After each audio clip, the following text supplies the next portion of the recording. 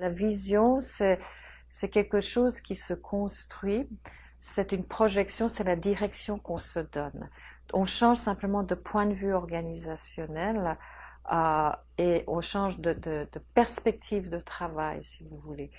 Et le motif, la raison pour laquelle on dit ok, l'unité de mesure ou l'unité observée n'est plus mon cours individuel et puis avec ses contraintes, mais l'unité d'observation, l'unité considérée, c'est le programme.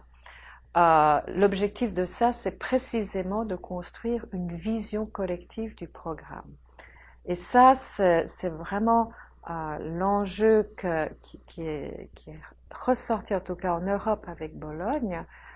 C'est-à-dire, au fond, les gens, ils ont dû s'interroger en disant, mais qu'est-ce que ça signifie former un bachelor ou un master en économie politique, en microbiologie, en théologie protestante, etc.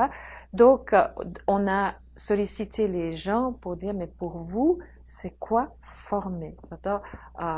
Ce programme, ce cursus de 3 ans ou de 2 ans, cette spécialisation, à quoi prépare-t-elle? Et c'est ça la grande question. À partir du moment où on s'engage à avoir une vision programme de tel cursus, bien sûr, il faudra ensuite un roadmap pour dire voilà, quelles sont les étapes, comment on fait, qui fait quoi, il faut répartir le travail. Et donc ça, c'est l'intendant, ça c'est la logistique ou la technopédagogie qui sont les modules, les évaluations. Donc, et ça, c'est un travail impressionnant à faire.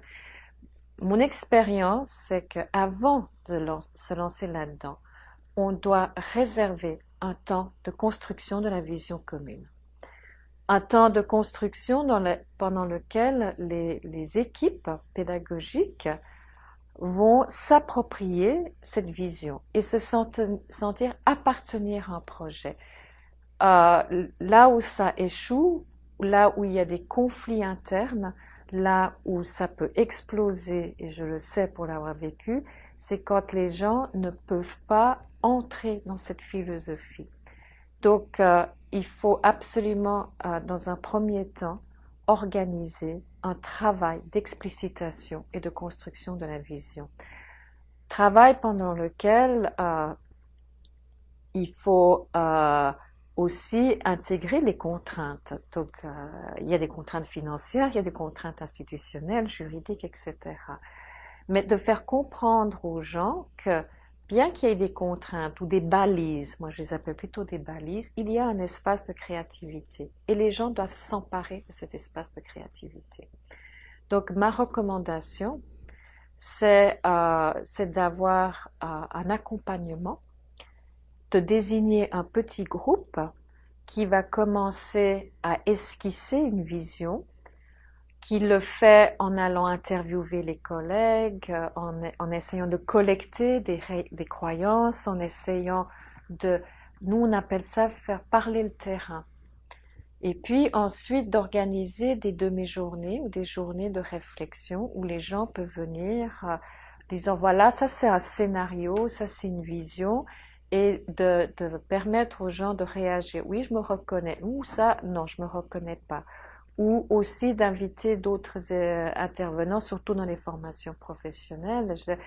Est-ce que si nous, on part sur telle direction, voilà. Donc, ce travail de clarification des intentionnalités formatives est un préalable. Et si on ne fait pas ça, vous avez beau avoir la meilleure technologie pédagogique, avoir des gens aussi réputés que Jacques Tardif, etc., ou que moi qui viennent, votre projet, il part au mieux. Ça, c'est mon expérience.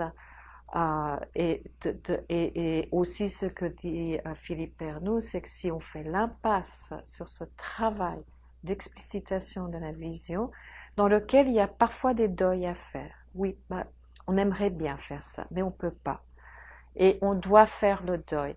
C'est pour éviter que les gens se retrouvent soit dans cette toute-puissance, soit dans l'impuissance totale, ou dans quelque chose qui est totalement déconnecté par rapport à la réalité.